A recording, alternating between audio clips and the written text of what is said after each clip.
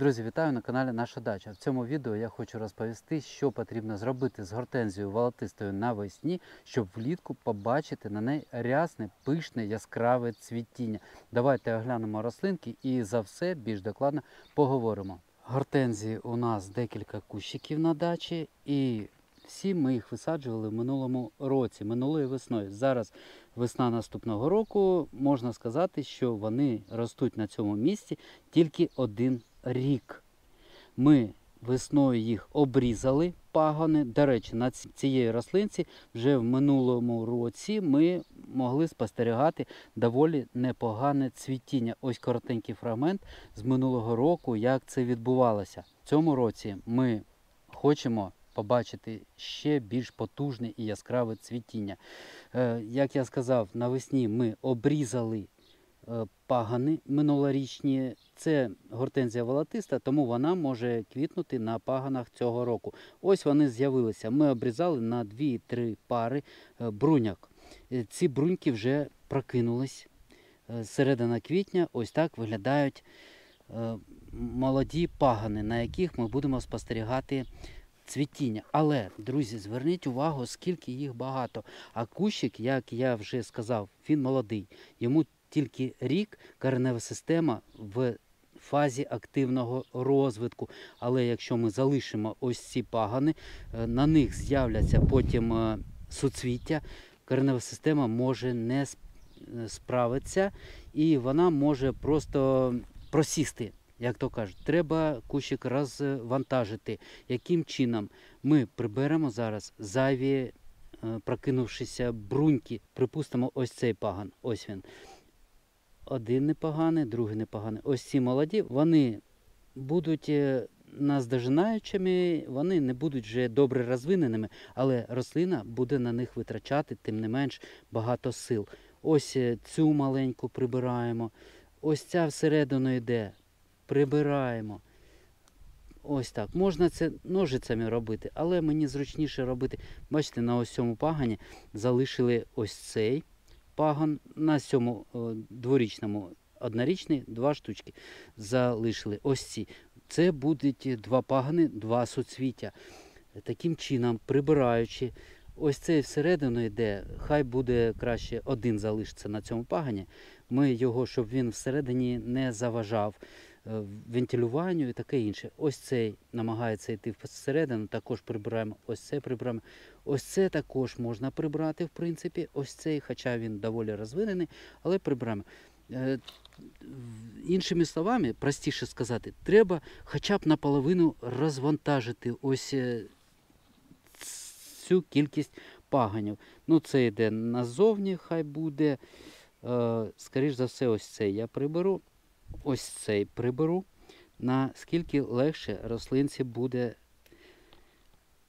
впоратися з тима паганами, що залишаться. І вони, друзі, ось на перший погляд все хочеться залишити, тому що, дивіться, це ж красиво, це потужно, це такий кущара буде.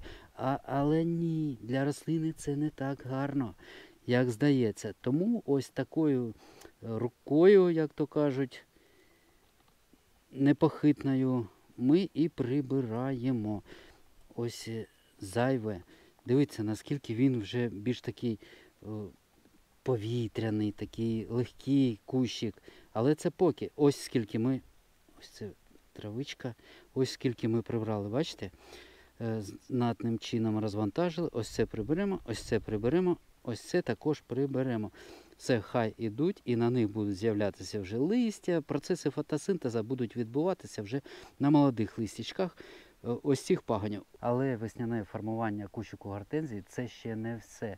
Треба враховувати, що гарний розвиток гортензії можливий тільки за умов, якщо в прикореневій зоні ґрунт буде мати показники pH кислі.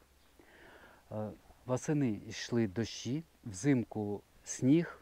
Навесні він танув, навесні йшли дощі, а зазвичай дощова вода має показники pH доволі нейтральні чи лужні.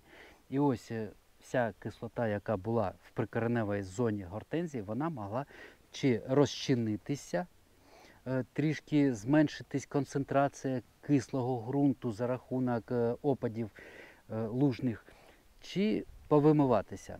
Тому наша справа наряду з формуванням кущику підкислити ґрунт при кореневій зоні гортензії для того, щоб вона пішла гарно одразу розвиватися і підживити. Ось це важливо – підкислити і підживити. Чим це можна зробити? Можна зробити чимось простим, на кшталт бурштинова кислота. Це препарат, який може підкислити ґрунт і може призвести до стимуляції розвитку кореневої системи. Бурштинова кислота – це непоганий стимулятор, який активізує розвиток кореневої системи 2-4 грами на 10 літрів води. Розводимо, розчиняємо в доволі гарячої водички. В холодній теж розчиняється, але будете довго це помішувати. Але я буду використовувати не бурштинову кислоту, а більш фаховий препарат, в якому є 3 необхідні речі для гарного розвитку нашої рослини. По-перше, це добриво-підкислювач. В його складі є азот, фосфор, калій, є бор, цинк, магній, мікроелементів, весь перелік в необхідних кількостях, вітаміни, марганець, стимулятор росту. Основна дія, окрім підкислення і активізації розвитку кореневої системи, ще підживлення. Тому що зараз підкислити бурштиновою кислотою, чим потім будете підживлювати для нарощування зеленої маси, для гарних квітів. Це питання, який буде pH мати добрива, яким ви потім будете підживлювати. 200 мл на 10 літрів води. У нас поки на черзі 2 кущика гортензії, ось 10 літрів води підкисленої, підживленої на 2 кущики, цілком зараз вистачить. Давайте розведемо.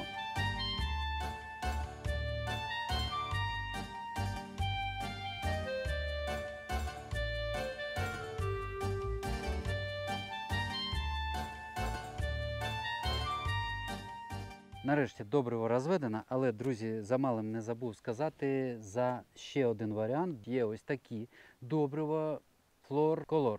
Добриво-підкислювач для кореневого підживлення кислолюбивих рослин, гортензій, азалій, лохини, хвойних та інших, що потребує низького рівня pH. Регулятор застосування дає можливість одночасно підживлювати рослини та підкислювати ґрунт. Завдяки цьому створюються оптимальні умови для росту та розвитку рослин. Це замість Ростсор, замість бурштинової кислоти. Підкислення іде і одразу підживлення під усі кислолюбиві рослини. Влітку разом з вами будемо дивитись на чудове цвітіння цих чудових гортензій. Ось такі 2 дуже прості, але реально ефективні справи, які треба зробити прямо зараз з кущами волотистої гортензії.